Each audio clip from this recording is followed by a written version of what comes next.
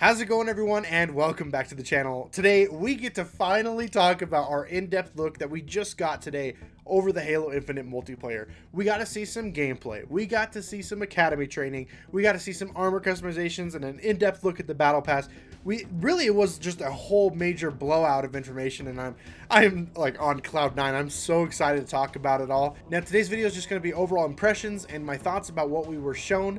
Tomorrow, I'm going to go in depth and watch that whole gameplay clip they showed at the end of the stream, that whole match, and I'm going to dissect it for a video for you guys so you can see my impressions there, and maybe we can pick out some things that maybe we didn't pick up on the first time. So I hope you come out for that video as well. But guys, if you do enjoy this video and you're excited for Halo Infinite, like the video and subscribe to the channel, because we're just going to have so much content in the next coming days and weeks and months, and oh man, I'm just so excited. So let's get into it. All right, so first things first, we're going to talk about this build and how they stressed over and over again that it's a 2-month-old build.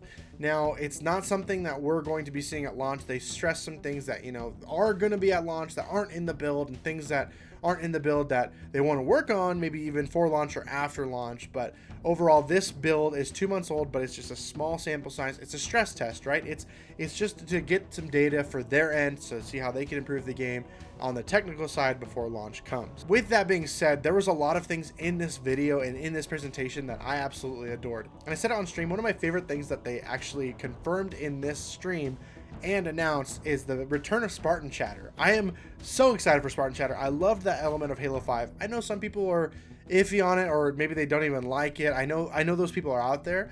But there's going to be a toggle for it. They talked about how there's going to be toggles for different visual cues. They even talked about how you can maybe even change the direction of your gun, or at least its position on your screen. There's going to be a ton of customization within the settings. So if you don't like something like Spartan Chatter, you can turn it off. But I, for one, am super glad it's back. I know we said we'd talk about the overall experience of the multiplayer match in a video tomorrow. But one thing I think that is very important to talk about in this video is that as far as casual games go, we're looking at AR and sidekick starts. I know a lot of people wanted battle rifle starts for everything across the board, but for this one, it does look like the casual games are going to be limited to assault rifle and sidekick, but there's going to be a whole sandbox to choose from, and the maps look really well balanced with lots of stuff spread throughout, so it looks like we're going to have a very nice selection of weapons to use. But they did say, as far as battle rifles go, that there would, it kind of sounded like they meant that battle rifles would be in competitive playlists as battle rifle starts. They addressed that. They said that they know people want that, so I wouldn't say it's full-blown confirmed, but I would say that it's pretty likely at this point. And another thing they talked about was the Season 0 Battle Pass. This flighting is taking place in what they're calling Season 0 Battle Pass. Nothing in the Battle Pass is going to carry over to the main game, but everything that we unlock we're going to be able to use within the flighting. And while nothing carries over to the main game, they did say that we are going to be awarded with the Fire Unicorn emblem. I don't know what that looks like, but holy crap, that sounds awesome. There's going to be 20 levels in the Season 0 Battle Pass to work for, and while it's not a full Battle Pass, I think that's plenty enough for a weekend's worth of content to kind of grind for, to play for, to get rewarded for, and see how all the customization attributes come together. And oh my gosh, there is a lot of customization options. They even did a full-blown dive into armor cores, which I know a lot of people, including myself, were really up in the air, like, what does this even mean? What does an armor core even mean? But they showed a couple pieces of armor on top of an armor core for the Yori armor, and I am, for one, ecstatic about this. I think all these options look really cool. I like how there's some different armor plates on the shoulder plates, or maybe different weapons you can have as attachments, cosmetically, of course, on top of everything, and you can mix and match. And I think that's really cool. Someone expressed in chat today during live stream that they're concerned that it might actually be a problem with like what you can customize with other armor cores. So like, is this armor core attachments and all the customizations you can put on top of it compatible with another armor set? So that yet has to be disclosed on what we're looking at as far as that whole system goes. There's still plenty we need to know about armor cores, but I'm for sure excited about what we've seen so far with it. I think this is a great step in showing us what that actually is. They also showed us a bit of the Academy. They broke down Academy into 3 parts. They talked about the tutorial, they talked about weapon drills, and they talked about training with bots, and so like the matches that you would encounter. So if you want to get comfortable with a map, or if you want to get comfortable with a weapon inside a map, you could go into the training and you could do different bot matches, and you can customize it how you want. But I love that because there's a couple friends that I have that are intimidated by multiplayer experiences within video games, but they love campaigns and they love the story of video games.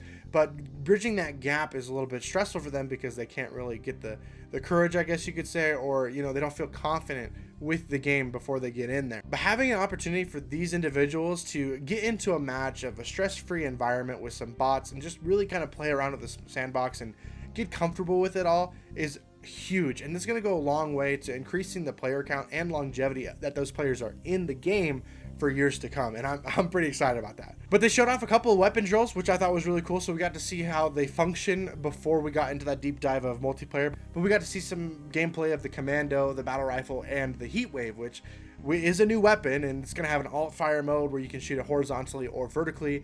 I think that's all very, very exciting, so I'm very happy with what they showed. I think that those 3 weapons are a good showcase. I honestly do. I think out of all the weapons, those were kind of the ones we want to know about the most.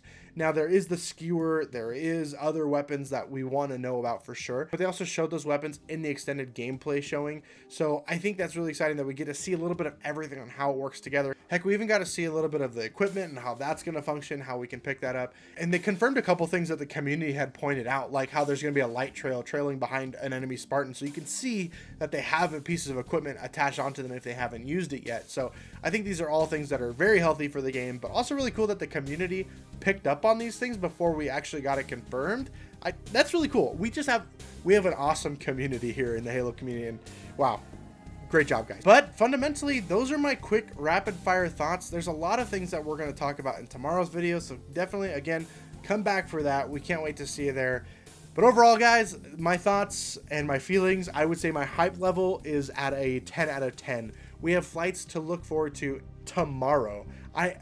I never thought this day would come where we could say, yes, I'm going to be playing Halo Infinite tomorrow. It's so wild to me. And yes, I'm going to be playing this on my Twitch channel, so I left the link to that in the description below. If you're not following me over on Twitch, definitely go ahead and do that. And if you're in the flight, I'll be playing with viewers too, so hop in and we'll have a good time doing this Halo Infinite flight. But with that, guys, that's everything I have for you today. Thank you so much for watching. I really do appreciate it. Thank you to our Patreon supporters, including our ISO member, Joey Ferris, and our user tier member, Nathaniel Reeder. You guys are legendary, so thank you so much. But really, if you guys are even just watching the content, liking the videos, watching the Twitch streams, in our Discord community, which is also in the link in the description below, I have so much love and thanks for you guys. So again, thank you so much. But until next time, everyone, I'll see you online. Vanilla Soup, out.